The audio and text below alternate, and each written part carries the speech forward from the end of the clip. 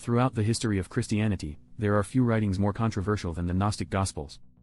They claim to reveal hidden stories left out of the original Christian narrative, like the lost relationship between Jesus and Mary Magdalene and how Judas Iscariot may have been the Bible's secret hero.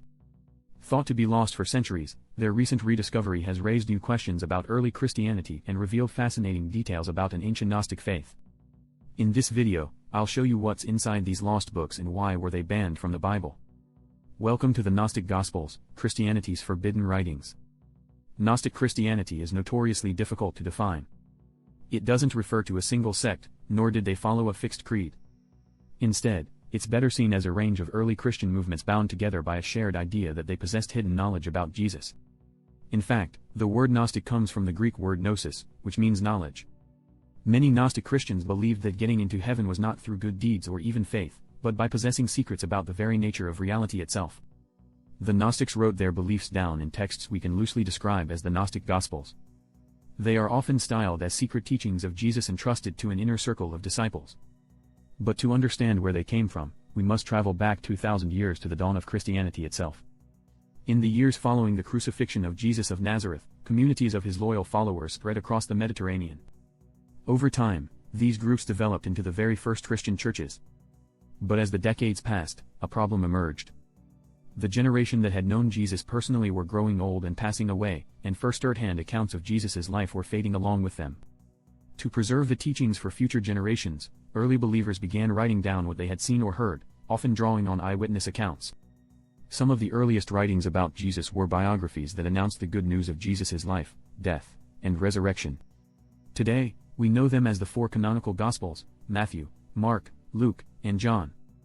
These four Gospels were widely read in the early church and soon became the primary source for Jesus' life and teachings, especially for those who had never known him in the flesh. But at the same time, other accounts of Jesus' life began to circulate. Secret Gospels that claimed to hold untold secrets about the life of Jesus with hidden teachings meant only for a select few. Many of these are what we now call the Gnostic Gospels. But here's the problem. What did the Gnostics actually believe? People knew that these texts existed, but their contents were assumed to be lost to history. But that is until the mid-20th century with the discovery of the Nag Hammadi library.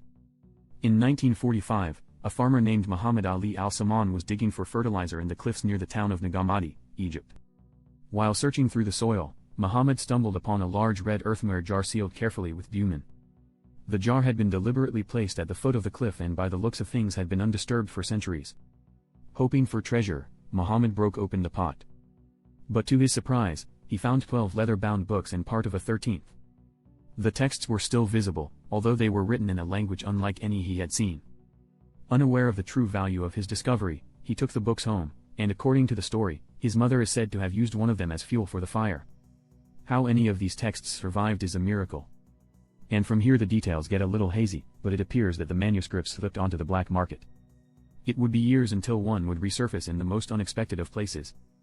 In 1951, a single leather-bound codex arrives at the C.G. Jung Institute in Zurich, Switzerland. It was purchased as a gift to celebrate the 76th birthday of Carl Jung, the famous psychotherapist. The so-called Jung Codex was studied and translated. It was written in Coptic, an Egyptian language descended from the one once spoken by the pharaohs. Judging by the style of the text, it may have been a copy of a much older work written in Greek. The book was soon reunited with the other texts discovered at Nag Hammadi, which by this point were in possession of the Egyptian government. It was not until the mid-1960s when they were released to a select few historians and biblical scholars, and what they revealed was extraordinary. Although they were seemingly Christian in origin, they contained beliefs that were unlike any of the canonical writings. Instead, they contained teachings from a very different Christian tradition long thought to be lost. Finally, scholars had access to a library of Gnostic writings. The books found at Nag Hammadi are often described as a library, which I think is a good way to look at it. Like a library, each text is different, but together they might hint at the interests and theology of the community the books belong to. So where to begin with a collection as large as this? Why not at the very beginning with the Gnostic creation myth? One of the most important texts from Nag Hammadi is the Apocryphon of John, claiming to be a lost biblical text. It tells the story of how the world came to be and loosely follows the plot of the creation myth in the biblical book of Genesis. However, there is a major twist. What if the God of creation was actually evil? Throughout the Old Testament, the biblical God is capable of some pretty cruel acts. From wiping out humanity with a giant flood to striking down all the firstborn children in Egypt. Contrast this with the God of the New Testament, who is seen as far more loving and compassionate. So, how do we get around this problem? Well, what if they are not the same being? The Gnostics believed in two gods. A lesser God, the one found in the Hebrew Scriptures, and then a higher God, a great invisible spirit who resides outside the universe. The idea of this lesser God or demiurge runs throughout Gnostic belief. The deity is often referred to as Yaldabaoth, and it is the Apocryphon of John that reveals how he came to be. Before time, before reality itself, there was only the great invisible spirit, a pure being of light, eternal, incomprehensible. One day, if you can even call it that, the great spirit began to think. But the moment this happened, another being came into existence. She was called Barbelo and mother of all creation. Together, the great spirit and Barbelo began to create more beings. Shining out like rays of light, divine qualities emanated from them. The Gnostics called these beings the Ons. Think of them as various aspects of the great invisible spirit. The Ons dwelt with the great invisible spirit in a perfect realm known as the Pleroma. Soon more Ons began to emanate from the spirit. The final one was called Sophia, which means wisdom. Sophia was curious and wanted to create for herself, but acting without the consent of the great spirit. The result was a flawed creation that lacked divine light. What she created was a cruel and twisted creature with the face of a lion, the body of a snake, and eyes like lightning. This being was known as Yaldi. Too impure to dwell in the Pleroma, Yaldabaoth was cast out into the darkness of the lower heavens. Angry and arrogant, Yaldabaoth declared himself the ruler of this dark, empty realm. Out of his pride, Yaldabaoth began to shape the physical universe. Everything from the earth to the stars. To assist him, he created 7 monstrous beings, each with the head of a different animal. These were the Archons, who would rule creation beneath him. Yet, the world Yaldabaoth and his Archons made was lifeless and empty. And so Yaldabaoth stole a spark of divine light and placed it inside the first human Adam. Within the human body shone the light of the divine realm, the only source of goodness in this corrupt physical world. Despite creating him, Yald feared the human. If he discovered his true origin, he would no longer need his false creator. To keep him distracted, Yald placed him in a garden filled with delight, hoping that he would never awaken. Meanwhile, up in the Pleroma, Saphir grieves over her mistake and over Yaldabaoth's corrupt rule. But there was still hope. For within the garden, there was something that could set Adam free. A tree bearing the fruit of knowledge. To rescue humankind, Sophia crafted Eve to live alongside Adam. Eve eats the fruit and her eyes were suddenly opened. Sharing the fruit with Adam, the humans soon realize their true divine nature. Enraged, Yaldabaoth expels them from the garden and enslaves humanity through centuries of ignorance and false worship. Yet he could never destroy the divine spark that lay within them. Instead, it lies dormant until a savior will come to reveal the true knowledge and awaken in them a way back to the Pleroma. There are many versions of this Gnostic creation myth, but the Apocryphon of John sets out some of the core beliefs found across the Gnostic texts we'll explore in this video. The story responds to the problem of evil. If God is good, then why does evil exist in creation? The Gnostics had a radical solution. Who said God was good? The result is their creation myth. How the perfect cosmos of the Great Spirit was corrupted by Yald and how humanity is trapped under his tyranny. You may have noticed his actions mirror God in the book of Genesis, but here he is portrayed as ignorant and corrupt, a usurper God who enslaves humanity. The Gnostic creation myth has another detail worth mentioning, and that's to do with the status of human beings. Though we are trapped in the material world of Yaldabaoth, each person carries a piece of divine light. The task is to awaken this spark to remember who we really are and to reunite with the true God in the Pleroma. And the way to do that is through knowledge of our true origin. So, how can humanity be freed from this corrupt material world? Who is the one to reveal this secret knowledge? For that, let's explore our next series of texts which deal with the figure of Jesus and Gnosticism. In the 1999 sci-fi movie, The Matrix, we are introduced to the character Morpheus. In one pivotal scene, he reveals to Neo that the world is not as it seems. In fact, reality is an illusion, a prison known as the Matrix. The Matrix is everywhere. It is the world that has been pulled over your eyes to blind you from the truth. Biblical scholar Nicola Denzi Lewis has pointed out that this line could just as easily belong in a Gnostic text.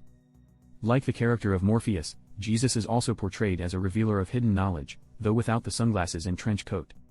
With this in mind, let's explore the many ways that Gnostic Christians depicted the figure of Jesus. The Gospel of Thomas is a fascinating text. It claims to have been written by a man called Didymus Judas Thomas. A curious detail about this is that two of these names translate to twin in different languages. Unlike the canonical Gospels, the Gospel of Thomas does not contain any narrative.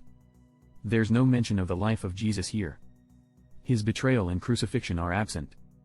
Instead, it's a collection of 114 sayings attributed to the living Jesus. And the very first one makes a bold promise. Whoever discovers the interpretation of these sayings will not taste death.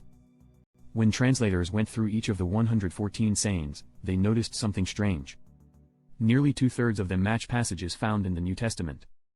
Curiously, the Gospel of Thomas doesn't simply copy them word for word. Instead, the unique phrasing seems to suggest that the same teachings were taken from an independent source. In other words, the Gospel of Thomas could be among one of the earliest Christian writings, possibly preserving the original oral teachings of the historical Jesus himself. But here's where things get really interesting. There are some sayings that are found nowhere else and are completely unique to the Gospel of Thomas. And some of them are highly strange. Blessed is the lion that a human eats so that the lion becomes human, and cursed is the human whom a lion eats and the lion becomes human. Now in the canonical Bible, Jesus speaks in mysterious ways even at the best of times. But the Gospel of Thomas takes this to the next level with sayings that are downright cryptic. It's almost as if you need to meditate on these passages to draw out their deeper meaning. The Gospel of Thomas has garnered a lot of attention from scholars. It not only contains sayings in the Bible, but also some new ones. But if this lost gospel is genuinely old and contains canonical teachings, then why was it excluded from the Bible? There are a few reasons, but the main one is that some of the new sayings found in Thomas could be seen as heretical. For example, saying number 50, Jesus said, "If they say to you, 'Where have you come from?' say to them, 'We have come from the light, from the place where the light came into being.'" Now, it may seem harmless enough, but when you read it a little deeper, it has certain parallels to the Gnostic creation myth. If you recall, the Gnostics saw all humans as carrying the divine light within them, a light trapped by the evil Yaldabaoth. In this passage, Jesus seems to hint at this and that the spark within us must be reawakened. All this might seem like a little quibble, but it was enough to set this book apart from the canonical Gospels and the emerging orthodoxy. A second major reason why the Gospel of Thomas is not in the Bible is the way in which Jesus is depicted. In the Gospel of Thomas, Jesus appears as a wise human teacher revealing the true nature of reality, and that's pretty much it. But in Christianity as we know it today, Jesus is seen as much more than a teacher. He is the Son of God who redeemed humanity through his death and resurrection. This central element is almost entirely absent in the Gospel of Thomas. Regardless of its later status, the Gospel of Thomas is one of the most fascinating texts discovered at Nag Hammadi.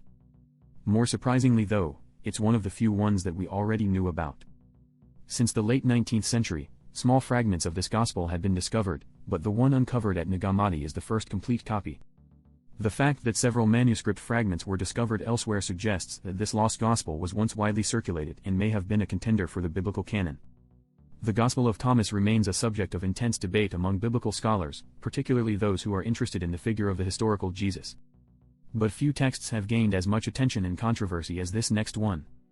You may know Judas Iscariot as the villain of the canonical Gospels, the corrupt disciple who betrayed Jesus for 30 pieces of silver.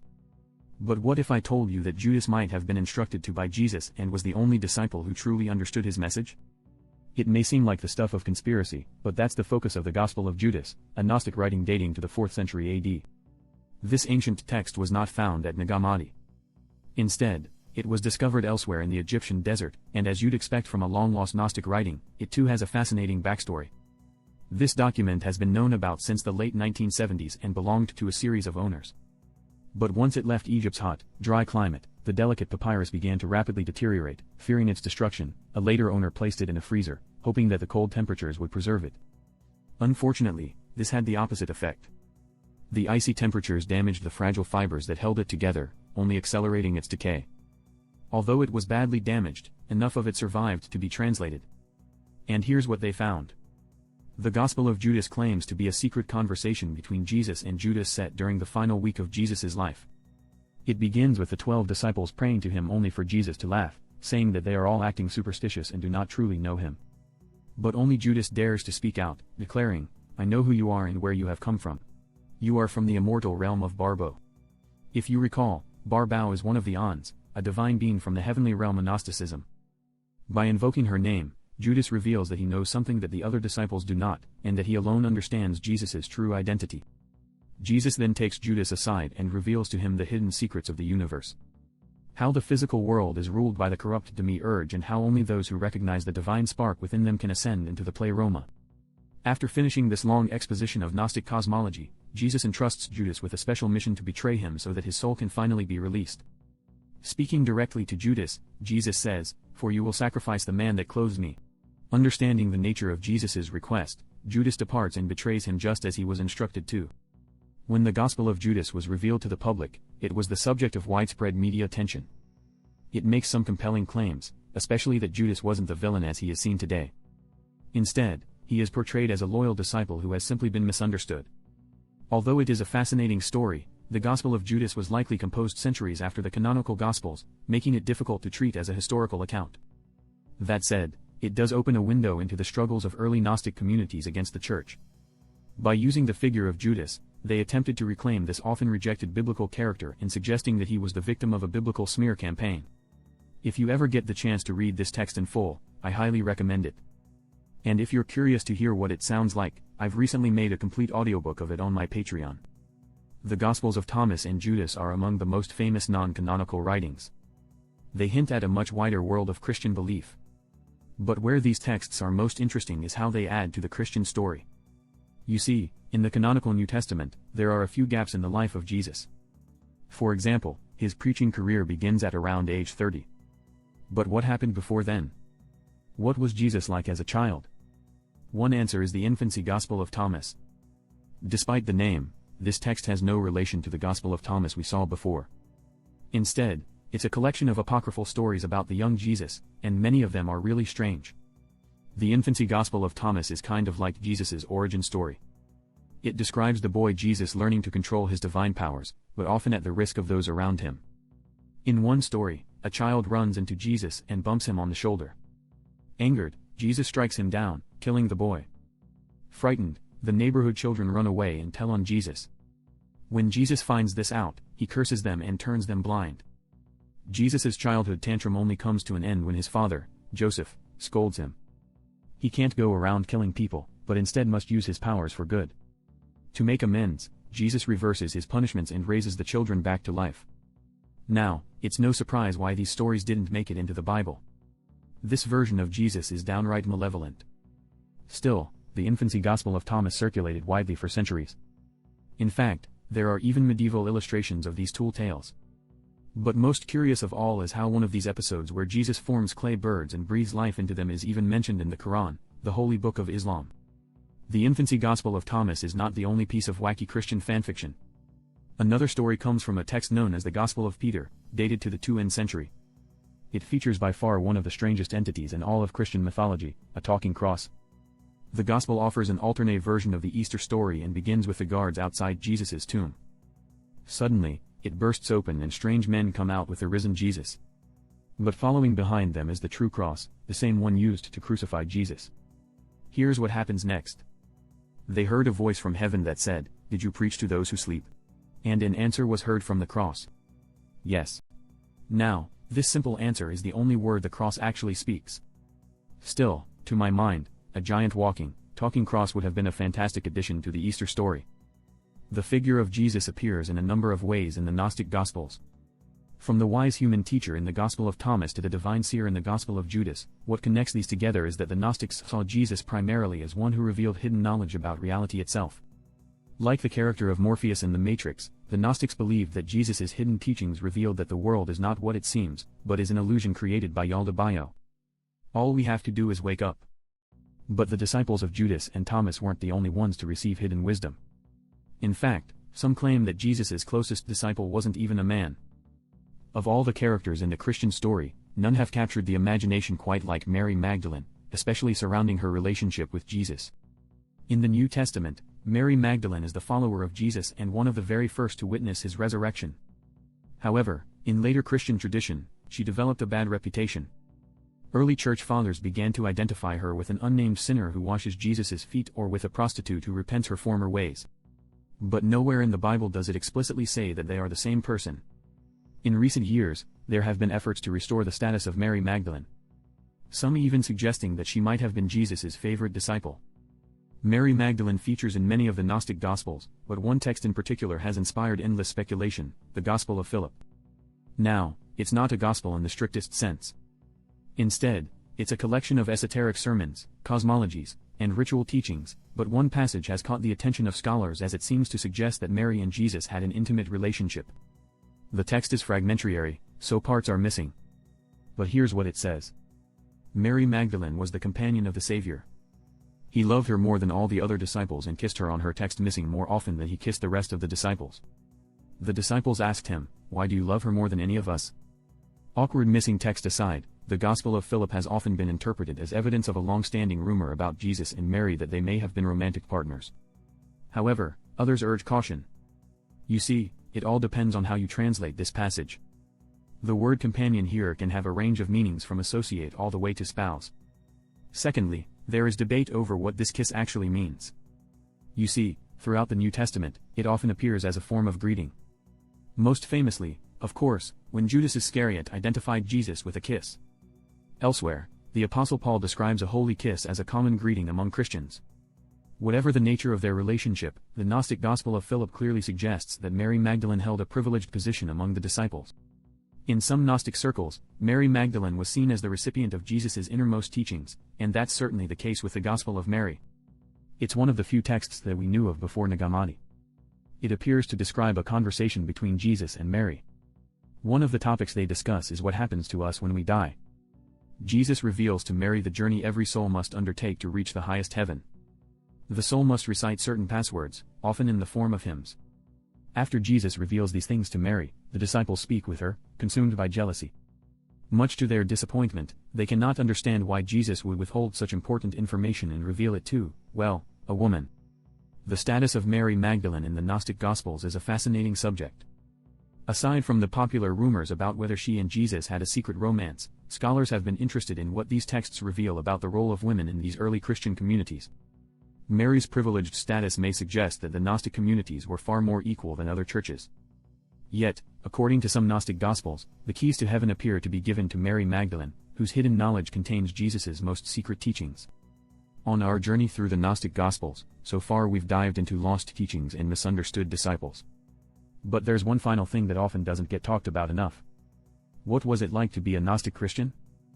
Based on what we know about early Christianity and from the Gnostic texts, there are a few practices that we can piece together. Since many Gnostics viewed the physical world as corrupt, they may have practiced asceticism, meaning that they denied themselves of physical comforts. This could include a whole range of things, including fasting, celibacy, and prohibitions against eating meat. They would have likely lived in small communities headed by a teacher, and in some cases, they would have lived far away from cities. For many Christians, including the Gnostics, the deserts of Egypt were considered an ideal setting for a life of prayer, far removed from the pleasures of the earthly world. This may partially explain why so many of these texts were discovered in this region.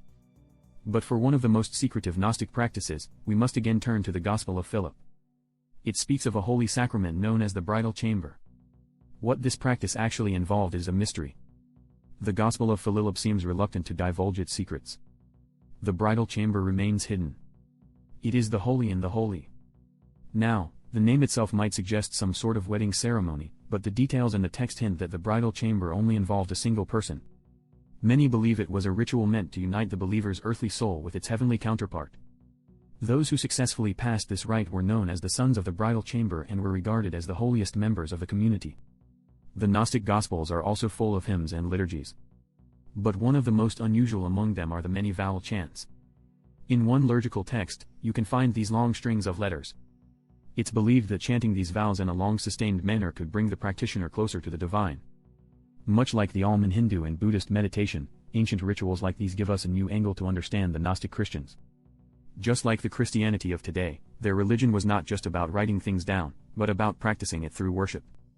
With these ancient prayers and rituals, believers may have connected to something that words cannot describe. A far deeper form of gnosis. The Gnostic Gospels reveal a world of alternative Christian teachings and esoteric beliefs. Through chance discoveries like the Nag Hammadi library, we can finally hear the Gnostic Christians in their own words. Words that were long thought to be lost to history.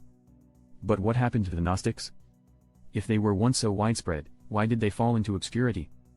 Well, another type of Christianity rose to replace them. the Christianity that endures to this day. How did the Gospels of Matthew, Mark, Luke, and John make it into the Bible and not the Gospels of Thomas, Mary, and Judas? The story of how the 27 books of the New Testament came to be is a long and winding one. Now, contrary to what you might have expected, the Christian canon didn't just begin as a complete set of writings. Instead, it was a much more gradual process. And within it lies the fate of the Gnostic Gospels. Let's start the story where we left off before, the Christianity of the 2nd century. Now during this time, Christianity was spreading rapidly across the Mediterranean. But it was rather different to the one we see today. In fact, it may be easier to see what it didn't have. A formal recognized creed, consensus on the nature of the Trinity, a doctrine of original sin, but most of all a fixed agreed-upon scripture. Because of this lack of consensus, rival Christian groups emerged.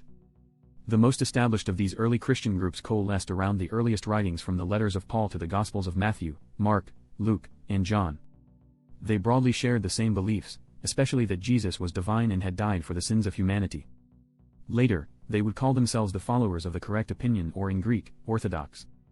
Of course, we spent our time looking at another group, the Gnostics, who believed that salvation was through the possession of secret knowledge.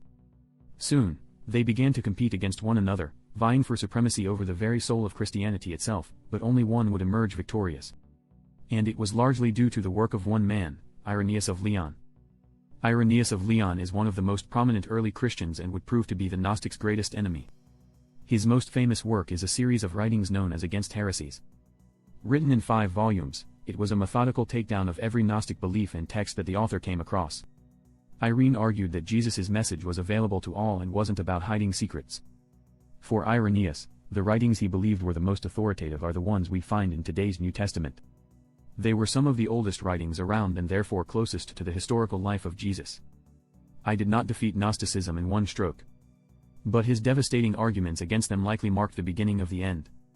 To my mind, the secretive nature of Gnostic belief meant that it was always destined for decline.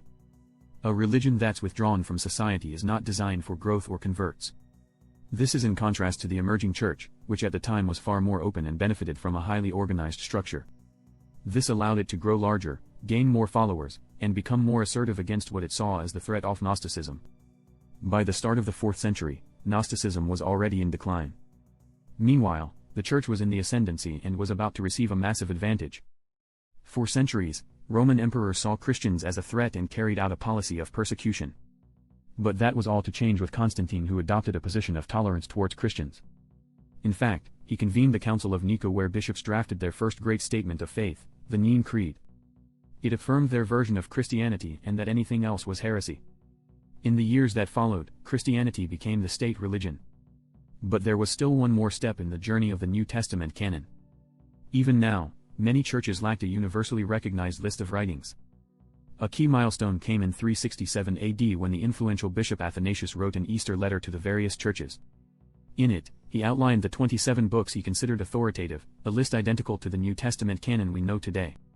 By the end of the 4th century, the official books of the Bible were established and the Gnostics were further pushed to the margins of society. What remained of this ancient Christian movement retreated to the fringes of the empire like the community of Nag Hammadi. There they continued in secrecy and copied down their writings and seemingly left them for future generations. While most of their texts are likely lost to us, a few of them were preserved, buried in the shifting sands of the Egyptian desert. Although the Gnostics were regarded as the first major threat to the church, they may have done more to define Christianity than anything else. By forcing early church fathers to reflect and draw boundaries of belief, the Gnostics actually helped shape the Christianity that we know today. And while there may have been schisms, reformations, and counter-reformations, almost every branch of Christianity today descends from those early Orthodox communities. I don't know about you, but when I read the Gnostic writings, it feels like I'm peering into a parallel universe. It all sounds familiar yet so alien at the same time, where figures like Jesus coexist with demiurges and divine emanations. I sometimes wonder what the world would look like if Gnosticism had become the dominant form of Christianity. It's a miracle that any of these texts have survived, especially the collection discovered at Nag Hammadi. While the Gnostic Gospels contain unusual ideas and even controversial teachings, to me, what they really reveal is the diversity of Christianity in its earliest years. From the very beginning, there was never a single Christianity, but instead Christianities in the plural. As long as Christianity has existed, there have been debates about the life and message of Jesus. And the Gnostic Gospels bring those debates to life in all their strange and imaginative ways. Hey, thanks for watching. I really hope you enjoyed this one. If you like this video and want to see more, why not subscribe? A like and a comment also go a really long way. Wow, this has got to be one of my longest videos. So many of you have asked for a deep dive, so I'm happy to oblige, especially as this topic is something I've always wanted to cover. So, would you like me to do more of these? Let me know down in the comments. And as always, thank you to my patrons. If you'd like to be part of the discussion, check out the description below. Anyway, I look forward to seeing you next time. Goodbye.